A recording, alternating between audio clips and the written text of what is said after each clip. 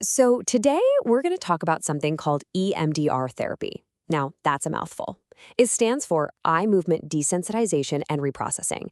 But really, what it is this incredibly powerful way to help our own brains heal from trauma so we can, actually move forward.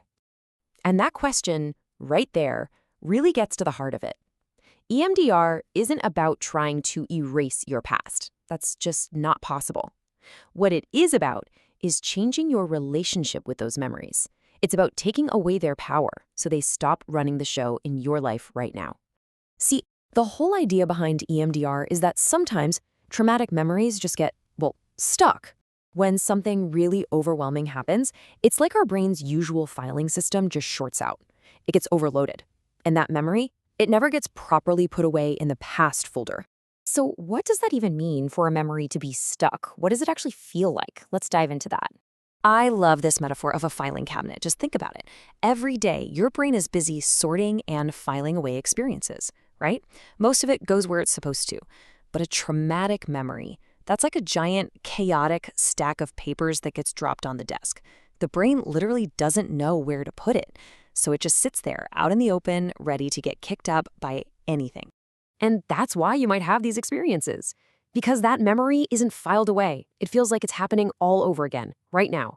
You get hit with the same intense emotions, the same physical feelings, and it creates these sticky thoughts, these negative beliefs about yourself that just seem to latch on and refuse to let go. Okay, but here's the really amazing, hopeful part of this whole story. The core belief of EMDR is that our brains are actually designed to heal. They already know how to do this. And this whole idea is based on a model called the Adaptive Information Processing Model, AIP for short. It's the whole theory behind EMDR. And all it really means is that our brains have this built-in natural system for processing tough stuff. It's designed to take hard experiences, make sense of them, and file them away so we can learn and move on. It's just like how a cut on your arm knows how to heal itself, right? Your brain has a similar process for emotional wounds. The problem, of course, is that a big trauma can just totally flood that natural healing system. It's just too much, all at once. So EMDR isn't some kind of magic trick. It's really just a way to jumpstart your brain's own system and get it back online so it can do the job it was always meant to do. All right, so how does it work? What is this jumpstart we're talking about? What actually gets that filing cabinet working again? Well, the key ingredient is something called bilateral stimulation, or BLS. It sounds technical, but it's actually pretty simple. It just means using some kind of rhythmic, side-to-side sensory input, like your eyes moving back and forth.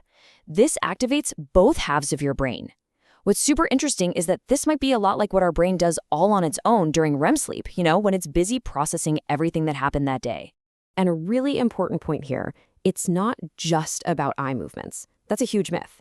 It could be a therapist gently tapping on your hands, back and forth, or it could be listening to tones that alternate from one ear to the other in a pair of headphones. The best method is whatever feels most comfortable for you. This idea of a cognitive detour is just perfect, isn't it? Imagine that stuck memory is a massive 100-car pileup on the main highway in your brain. Everything is blocked. What the bilateral stimulation does is it helps your brain find an off-ramp, a little side road to get around the crash. It helps the information find a new path so it can finally get to its destination and be filed away properly. Now, I want to be really clear about something. This isn't just random. EMDR is a super structured process. It's a safe journey that's broken down into 8 clear phases. And that structure is what makes it so safe and effective. You can basically think of those 8 phases as 3 big steps. Step 1, and honestly, this is the most important part, preparation and safety. You spend a good amount of time just building trust with your therapist, talking about your history, and, this is key, learning coping skills before you even go near a tough memory. Only then do you get to step 2, reprocessing, which is where the real work with the memory happens. And finally, step 3 is integration. This is all about closing things down safely at the end of a session and, checking in to see how you're doing over time. The absolute bottom line here is your safety. It's all about building a solid, trusting relationship with your therapist and making sure you have the tools you need to feel calm and grounded. You are never, ever just thrown into the deep end. That's not how this works. Okay, so now that we've got the basic map laid out, let's bust some of the biggest myths you hear about EMDR. All right, first up, the big one. The myth that you have to talk about your trauma in excruciating detail. So many people avoid therapy for this exact reason, and I get it. But here's the amazing thing about EMDR. You don't have to.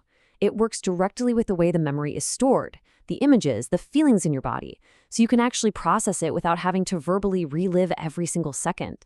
Okay, next myth, that EMDR is only for PTSD. And yeah, it became famous for helping people with combat trauma, for sure, but the research now shows it can be incredibly effective for so much more.